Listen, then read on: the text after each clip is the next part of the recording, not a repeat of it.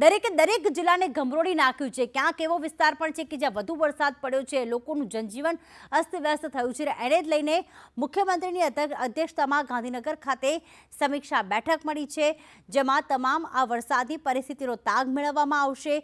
હાલમાં તમામ મંત્રી સચિવો ત્યાં ઉપસ્થિત છે અને કયા જિલ્લામાં કેવી પરિસ્થિતિ છે તેનો તાગ મેળવવામાં આવશે, પરિસ્થિતિની સમીક્ષા કરવામાં આવશે।